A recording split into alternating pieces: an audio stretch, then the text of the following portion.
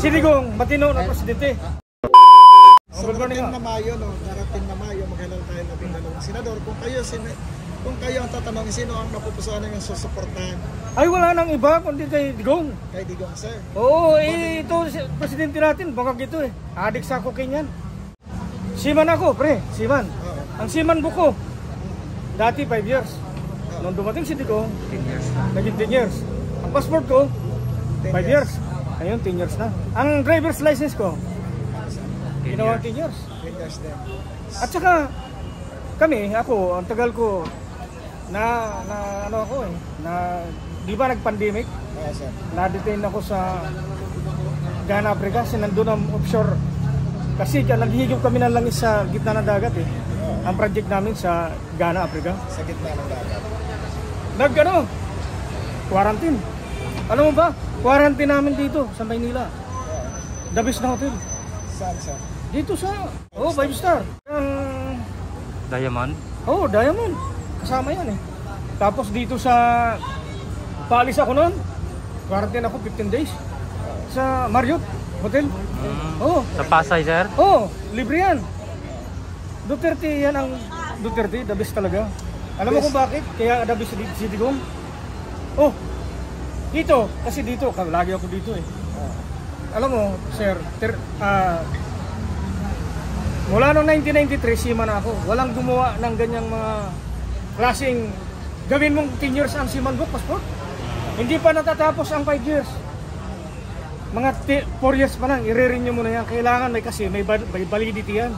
Ang validity niyan, 1 year. Dapat.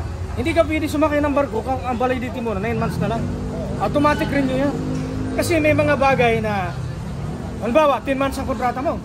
Kailangan, kung na-extend ka, kung ang biyahe ng barko, Africa, tapos bag ang sanakyan mo, bago dumating ng Japan yan, almost 2 months yan. Ngayon, kung kakapusin ang duration yan, butang ka. Sa paso. Walang extension, sir?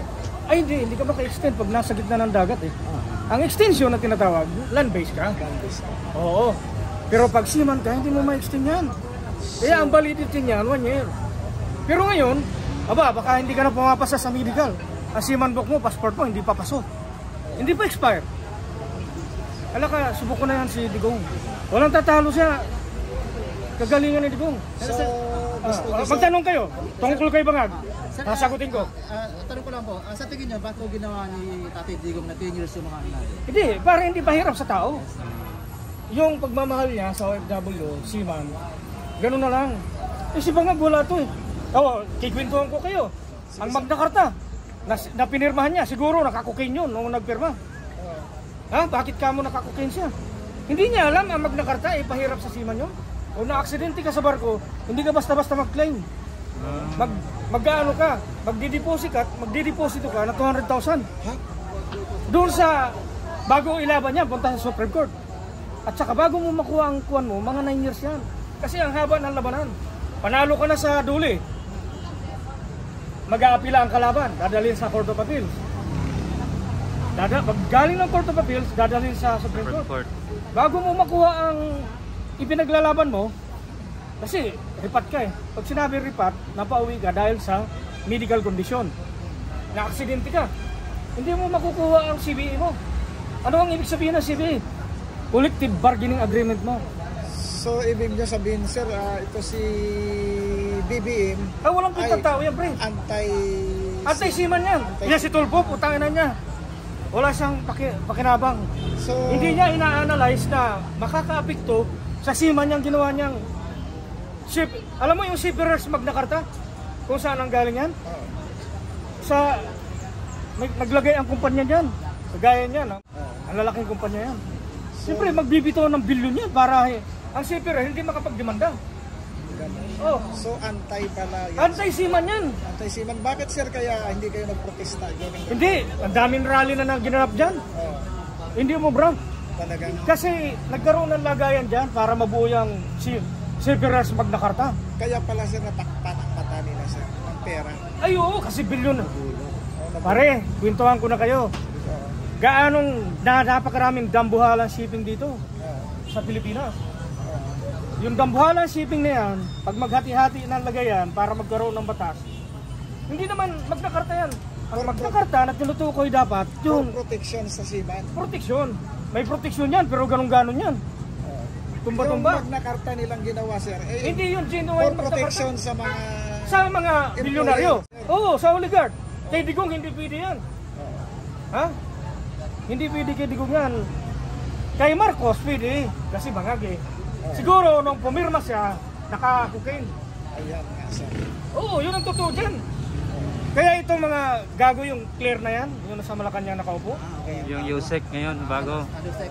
Kupal ng hayop na yan. Bakit ka mong kupal yan?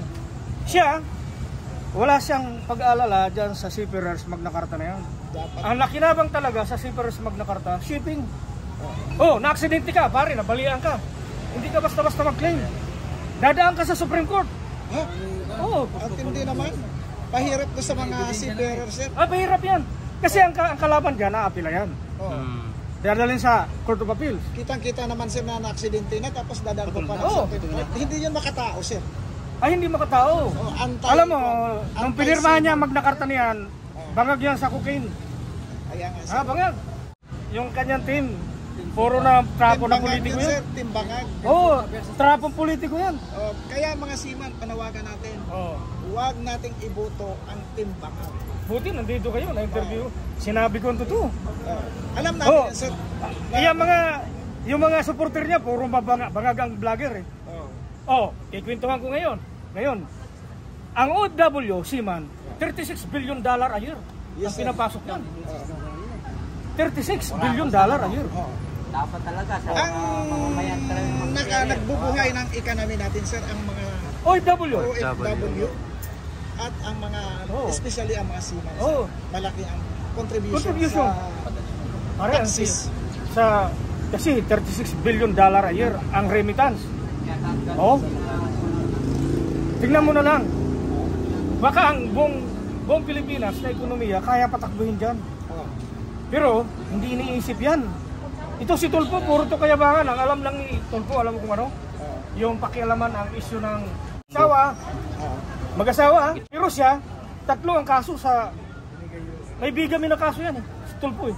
I-search mo. Hindi ba, sir, may hearing yung PCSO? Isang hearing lang natapos ng hearing. Ay, bilyon kasi ang... Natakpan ng billion sa Oo, natakpan ng bilyon. Kaya yan si Claire, gusto mo magdebate tayo eh.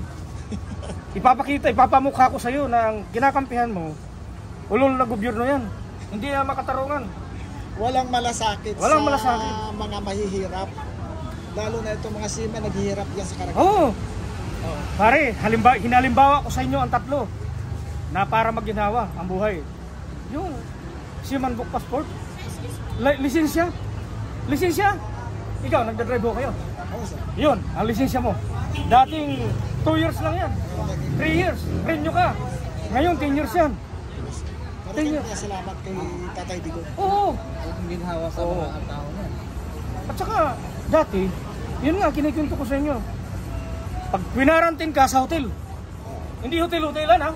Kasi na-quarantine ako sa tawag yan, City Garden Hotel. Na-quarantine ako dyan. Manila, sa Makati. Na-quarantine ako sa Marriott. Mga sikat na resapan yan, sir. Shangri-La. Panahon di ko nga. Panahon di ko. Ikaw si Ruas ang presidente. Baka doon ka sa eskwelahan. Boses na makina ba? Baka, Boses na makina. baka nandun, sir, sa... Kalat ba? Baka doon, sir, sa Porta Cabin. Hmm. Porta Cabin kasi anti-poor sila, sir. Okay lang nasa YouTube pa rin ha. Opo. Para marinig dito mga kupal na senador na ito eh. Pa-viralin natin. Oo. Ito ha. Ito pa.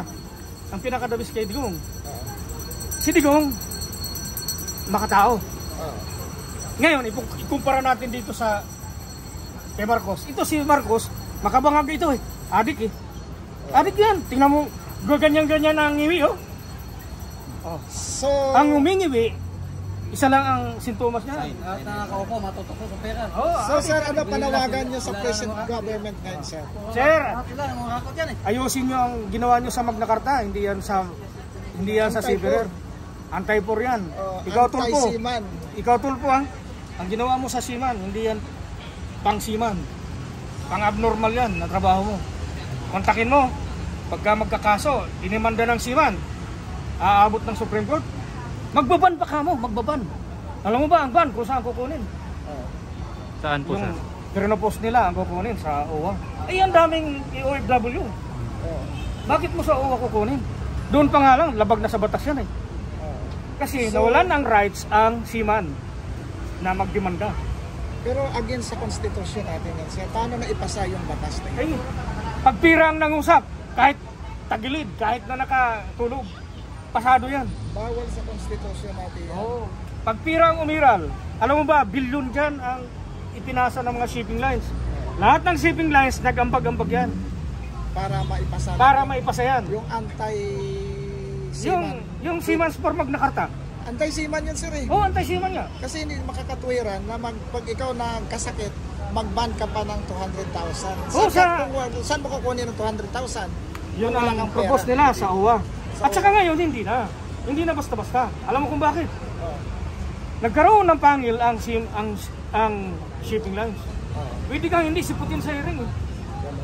Oh, So talagang hindi makatao. hindi makatao. Kaya si Bangag, yung kanyang pagkukuking, diyan napunta. Kahit matulog, Hindi pinag-aralan yung tunay hindi. na batas na kung makatao. pangiratong tulpo na to, hayop to eh. Sarap murahin eh. Diyan sa Magna Carta for superior yan. Ha? Sige, sir. Ilang years ka ng seaman, sir? Mula noong 1993, Seaman na. Hanggang ngayon. 32? Ikot 31 na, years. sir, ang buong mundo. Ay, ikot na. Dito lang sa Pilipinas, hindi na kaikot eh. Sige, sir. Ikalat mo yan. Iparating natin kay ano yan, kay Bangag. Yung mga supporter niya na kupal din na walang alam. Hoy, tingnan nyo maigi ang Seafarer. Kung natutuwa ba dyan sa Magna Carta na pinirmahan ni Bangag. Kung walang pirma ni Bangag, binito yan. Walang problema. Hindi ako magsasalita, hindi ako aangal. Ibig sabihin, makasiman siya. Hindi yan makasiman si Bangag. Maka-oligarch. Yun ang totoo dyan. Si Digong, siningil si Lusyutan. On air. Bayad si Lusyutan. Siningil si Ayala at saka Oo, si siningil si Pangilinan. at saka Oo, si Ayala. si Ayala. Ayan. Bayad. Mighty Eh si Bangag, wala nang singil-singil. Bulsa agad. Oh, yung 26 tons. Yung 26 tons na gold. Saan napunta yan? Puro kayo palusot ha, Central Bank. Mga kupal kayo. Lalabas ang katotohanan yan sa contract. Huwag kayong luko-luko. Alam mo ang seaman, nananahimik lang. Pero ang totoo, hindi kayo kaya ang barata niya. Oo. Sige, sir, salamat sa Oo. opinion. Maraming you, sir, salamat ah. din po. Buti nakita ko kayo. Salamat, sir. Nagharap ng vlogger eh.